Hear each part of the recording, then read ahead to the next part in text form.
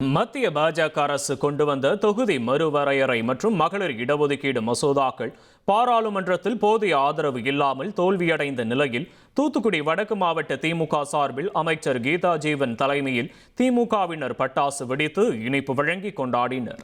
இதில் ஏராளமான கட்சி நிர்வாகிகள் மற்றும் பெண்கள் கலந்து கொண்டு கோஷங்கள் எழுப்பினர்.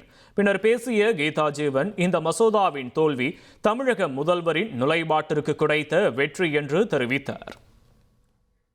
பெண்களுக்கான மசோதா என்ற முகமூடியில் தொகுதி மறுவரை மசோதா, அதனால் இது பெண்கள் மசோதா என்று சொல்லி ஏமாற்றி விடலாம் என்று எண்ணி மோடி அவர்கள் இதை கொண்டு வந்தாங்க.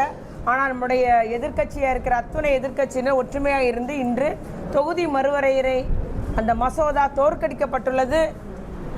அது நிறைவேற்றப்படவில்லை. நம்முடைய உரிமை காக்கப்பட்டுள்ளது. இதற்கு முன்னெடுத்து காத்து தந்தவர் நம்முடைய முதலமைச்சர் தளபதியார் என்பதை நான் எங்கள் அத்துணை பேர் மத்தியிலும் பெருமையாக கூறிக்கொள்ள விரும்புகிறேன்.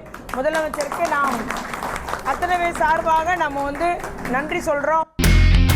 இனி செல்லும் இடமெல்லாம் செய்தி.